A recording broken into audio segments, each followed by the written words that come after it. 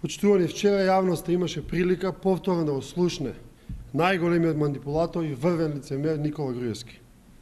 Тој по кој знае кој пат, однесувајќи се како да не е од овде, одлучи повторно да ја мати водата и изјави дека меѓуетничките инциденти ги прават партиски мотивирани лица од опозицијата. Политичарот кој на економски план ја направи Македонија светски шампион во мизерија, на надворешно политички план ја доведе Македонија на дното, сега му текна да ги решава и меѓуетничките односи. И повторно по веќе видениот рецепт се измисли имагинарен непријател. Замислете фразата на Никола Груевски, поединци во опозицијата, кажана со невидена леснотија, без никаква одговорност. Епа, премиере Груевски, претеравте. Ова нема да ви дозволиме да ви помине туку така. Има точно и прецизно, јавно да соопштите на кого мислевте вчера. На поединци во СДСМ, во ДП, ВМРО Народна, Обединети за Македонија, ЛДП, НСДП, НДП или некој друг во опозицијата. Еве само 3 примери за меѓуетнички тензии, каде ВМРО, ДПМН и ДУИ се главни актери и иницијатори. Пред точно една година се случи инцидентот на Скопското кале, каде заменик министер на МВР вадеше листици и ги ослободуваше уапсените. Тогаш ДПМН преку ден градеше, а ДУИ навечер рушеше. Пред 5 месеци пропадна пописот со сериозни обвинувања на Никола Груевски дека се случил фалсификат.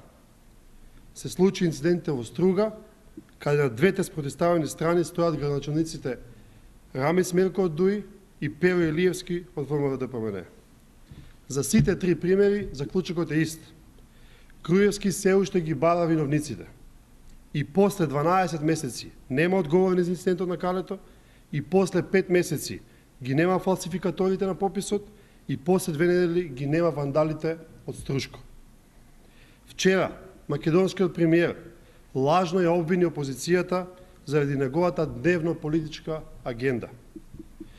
Никола Груевски ќе ве прозиваме секој ден, се дури јавно не соопштите кои се виновниците за инцидентите. Додека не ги извадите на виделина, нема да го оставиме на раат. Во спротивно ќе останете единствениот осомничен за недавнешните меѓуетнички инциденти, исто како и за пописот и за инцидентите на Скопското кале. Поведете прашање.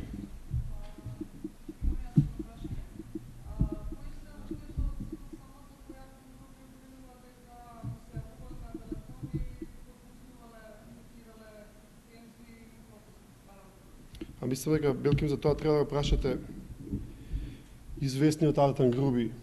Јас би рекол ВМРО-вец на привремена работа во ДУИ. И тука сакам да го сообщам следното, дека тој треба да знае дека за груби игри се потребни двајца.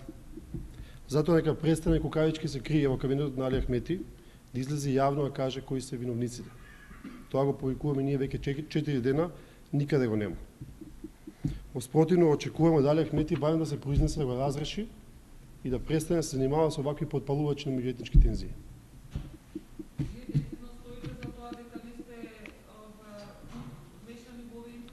Ние 4 дена повторуваме дека не сме вмешани во инциденти, точно знаеме кои се вмешани, ги видовме на телевизија и 4 дена ги повикуваме да кажат кои се луѓето со кои што комуницирале од СДСМ за провоцирање на вакви инциденти. Лажат, најбрутално лажат. А дали ритуално стоите и за овој инцидент во Лабуниште затоа што тоа е само ваше власничко дело? Апсолутно, јас како што кажав и во мојот прес. Премиерот Груевски, институциите на системот треба да ги лоцираат виновниците.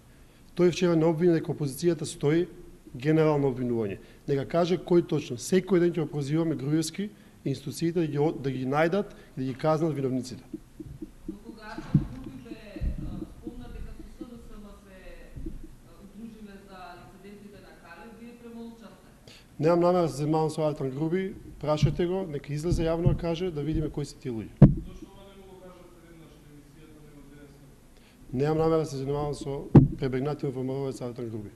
Господин Георгиев, како го обоснувате фактот што јавниот обвинител се уште за јавно искажан збор за подбуснување, значи на неставилност, да речем, со тоа што Артан Груби кажува дека со било кој договарал да се организираат протести, дека јавниот обвинител се уште молчи сепак, значи тоа е јавно искажан збор, кој што може да превземе го толкувам исто така во функција на матење на водата. Како што вчерашната изјава на Никола Груевски дека членови и поединци од опозицијата се вмешани во инцидентите, така и ова молчење на јавниот обвинител го толкувам како растерување на некаква магла или создавање на нова магла, повторно се бава виновникот на другата страна, а знаеме кој е. Благодарам.